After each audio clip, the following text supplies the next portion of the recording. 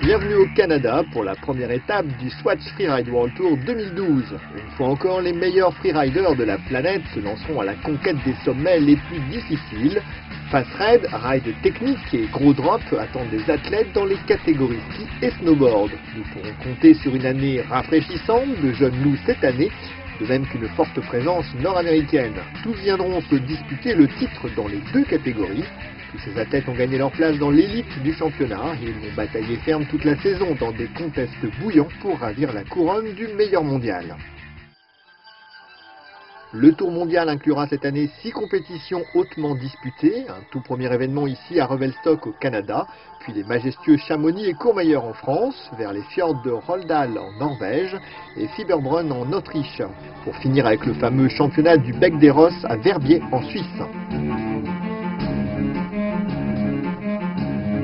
Le champion du monde en titre, Aurélien Ducrot, revenu sur le Tour, sera rejoint par plusieurs solides freeskieurs français. Le Suédois Ren Barkered se lancera à leur trousse, tout comme les ambitieux Samuel Ntamaten et Stefan Osl. Vous pourrez compter également sur quelques nouveaux talents débarqués des États-Unis pour apporter une touche de folie sur la montagne. Les snowboarders autrichiens ont dominé le top 5 en 2011 avec Mitch Tolderer, ferraillant pour le titre avec son compatriote Flo Orley. Orley compte bien coiffer la couronne cette saison, mais il devra certainement en lutter au sein du classement pour y parvenir. La scène est prête et l'action sera féroce. Bienvenue à la première étape du Swatch Freeride World Tour 2012. Nous démarrons le tour cette année dans la station de Revelstoke Mountain en Colombie-Britannique intérieure. Cette partie du Canada est un haut lieu de la descente de haute montagne et un endroit parfait pour organiser ce championnat. La crème de la crème ridera ce premier événement qui voit la fusion du Freeskiing World Tour, des North Face Masters et du Freeride World Tour en un cocktail explosif ici au Canada. Près de 5 mètres de neige déjà et l'hiver bat son plein à Revelstoke, tandis que nous nous dirigeons vers le North Pole pour la compétition de snowboard. La neige tombe toujours tandis que l'aube se lève et que le soleil se cache encore. C'est un format à ride unique qui est retenu aujourd'hui, ce qui signifie que les garçons ne disposeront que de peu de temps pour observer la face et déterminer leur ligne avant leur seul et unique run. Gagner demandera une excellente lecture du relief depuis le bas et la lumière blanche du jour rendra tout cela encore plus difficile. Les riders disposeront de plus de 500 mètres de bosses, pentes et sauts arborés pour prouver leur valeur sur le North Pole. 17 athlètes sont alignés aujourd'hui, ce qui garantit quelques poursuites engagées et des déceptions à l'arrivée. Les riders du Tour nord-américain affronteront les meilleurs talents européens présents ici à Revelstoke. La question est qui peut dominer le North Pole en un seul run.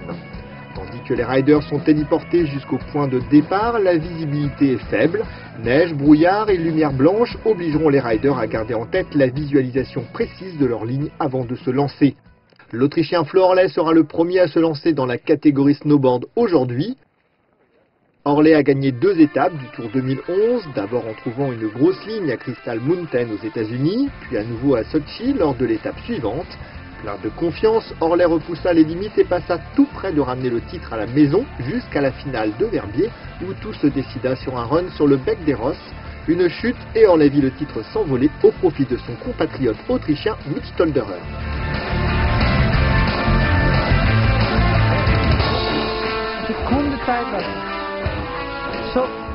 Orley jettera toutes ses forces dans cette phase de Revelstoke aujourd'hui pour retrouver une chance pour le titre 2012. Voyons ce qu'il a sous le capot. Il ne retient rien ici avec quelques énormes drops dont il a du mal à assurer les réceptions. Cela lui ôte toute chance ici au Canada, mais après un repos bien mérité, nul doute qu'Orley continuera à se battre tout au long de la saison.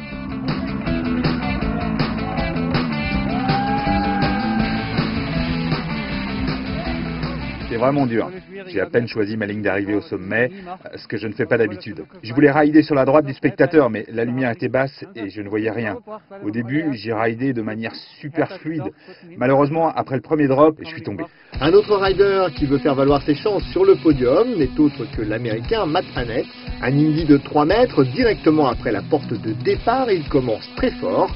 Annett a rejoint le Tour en 2011 avec un début en fanfare, mais il a été freiné dans son élan pour cause de blessures. L'Autrichien Max Zipser s'est rapproché du podium ces dernières années, est un des riders les plus fluides ici, mais sans air consistant dans sa ligne, il devra lutter pour obtenir une bonne place ici au Canada. Notre premier américain Blair Abenicht se lancera le prochain. Les juges sont prêts et tout de suite après avoir franchi la porte, un black flip, il a l'air prêt à envoyer.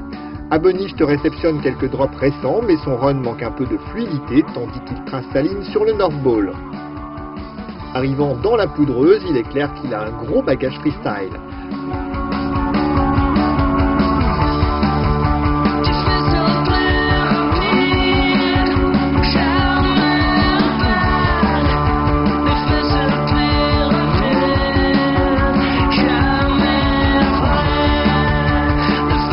À la porte finale, Abenicht prend la première place, mais finira au final à la 3e. C'est un peu le grand blanc là-haut, vous savez, et je ne fais tout simplement jamais de run en regardant simplement depuis le bas. On n'a pas pu survoler le site pour faire des repérages, on a eu un aperçu rapide de tout le pic, et juger depuis le bas est toujours différent de survoler. Mais je suis content. Je me suis senti un peu perdu à mi-parcours, mais ça s'est bien passé, et je suis resté sur mes pieds. Première ligne de l'année, c'était assez bon. Encore un Américain, cette fois le local de Squaw Valley, de 28 ans, Ralph Backstrom, un freerider très solide et vétéran des Master Series avec nombre de deuxième places ces dernières années. Il n'a jamais réussi à prendre la première place, donc Backstrom est à surveiller sur le North Ball aujourd'hui. Backstrom est agressif dès le départ, réceptionnant bien son premier drop, il a l'air fluide.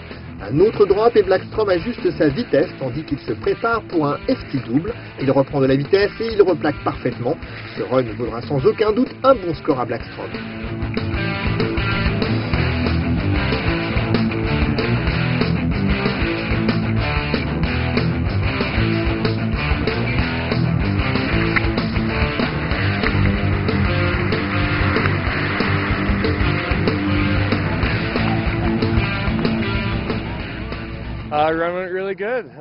Mon run s'est vraiment bien passé. Je suis resté debout et je suis allé vite.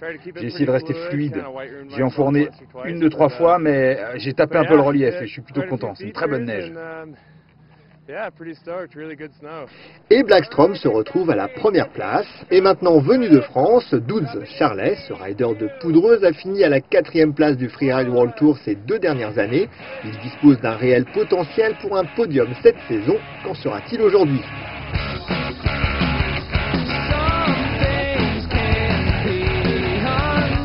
Charlet est un local de Chamonix, connu pour apporter une touche de style à de grosses lignes, et il a l'air en forme dans la section du haut.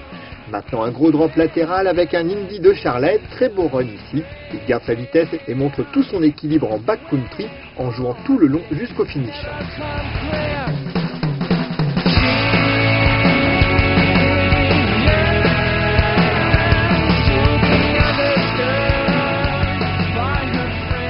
Voilà, bah écoute, je suis vraiment content de cette journée.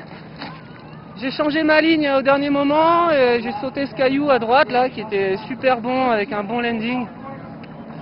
Et après, ouais, grosse puff, j'ai un peu contrôlé la vitesse et puis j'ai encore sauté l'autre grosse cliff après. Et c'est cool quoi, ça s'est bien passé, je suis vraiment content.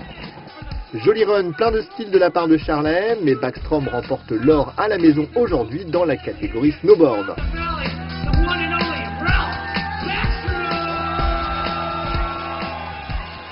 Charlet récolte une respectable 2e place et Abenicht se rapproche du top 3. Zipser remporte une 7e place et Annett pointe à la 11e position. Les Autrichiens ne furent pas aussi solides que l'on pouvait s'y attendre, ouvrant la porte aux Nord-Américains ici au Canada. Charlet continuera à pousser, mais la pression se portera sur les riders européens restants, tandis que le Tour posera ses valises en Europe. Direction le ski maintenant, où la concurrence est rude tôt cette saison. Nous disposons d'un large panel de compétiteurs et d'un site exceptionnel pour le final ski. La météo est idéale tandis que les riders rejoignent le sommet, ce qui leur permet de visualiser leur ligne sur la pente vertigineuse de la compétition. La finale se tiendra sur le majestueux pic Mackenzie. Nommé McDaddy par les locaux, c'est un site classique de Big Mountain, avec de fortes pentes, des faces à rider et assez de potentiel pour de gros drops et des lignes spectaculaires. Un regard, un run, c'est le format retenu pour le Freeride World Tour. C'est ce qui rend cette compétition si disputée, ouvrant potentiellement la voie à tous pour le podium. Tout se résume à lire les conditions, choisir la bonne ligne et proposer un run rapide, fluide et spectaculaire.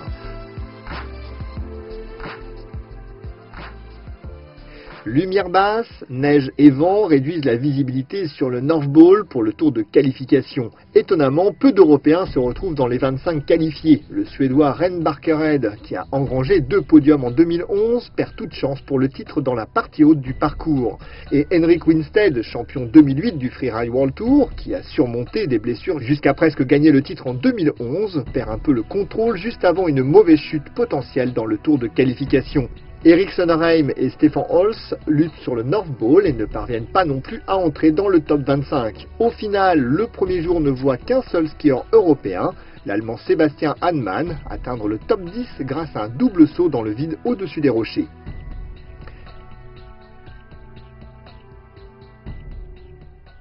Retour au McDaddy maintenant, avec une journée parfaite pour la finale ski.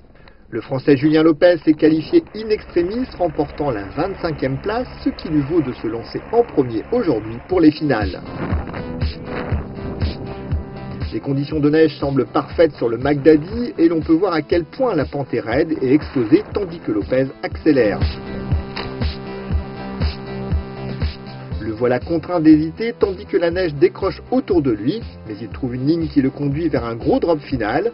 Il manque un peu d'équilibre à l'atterrissage et son run manque de fluidité malgré un beau finish pour Julien Lopez.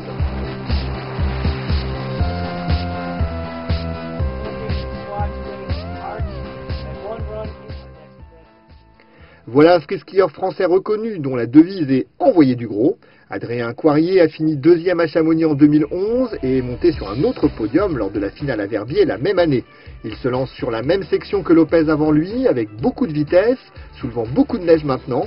Coirier est un skieur de Big Mountain très fort et agressif, habitué à choisir des lignes techniques et des finishes avec de beaux doubles cliffs.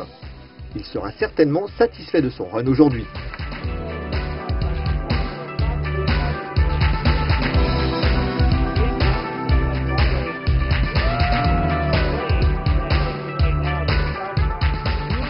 Choisir exactement la ligne que je voulais, donc j'ai choisi une ligne vachement technique parce que je suis pas très bon en freestyle et il faut que je favorise du coup les lignes un peu expo et raid. Là je suis parti exactement où je voulais, tout s'est passé comme je voulais dropper ce double, ça s'est super bien passé, je pose tout, j'arrive en bas, je pense pas que ce soit un run exceptionnel mais en tout cas c'est le run que j'avais choisi et je l'ai réussi donc je suis super content. Et avec un total de 75,8 points, Coirier se place en première position. Mais ne vous fiez pas à l'aisance technique de Coirier, le McDaddy est une phase difficile, ce que le jeune skieur français Kevin Gury va bientôt découvrir. En prenant une ligne différente, Gury se fait attraper sur un atterrissage. Il est projeté jusqu'à perdre l'équilibre et se retrouve à rouler dans la face. C'est une sale chute, mais un bon exemple de la fine frontière entre le contrôle et la catastrophe en ski de haute montagne. Fort heureusement, Gury s'en sort sans une égratignure.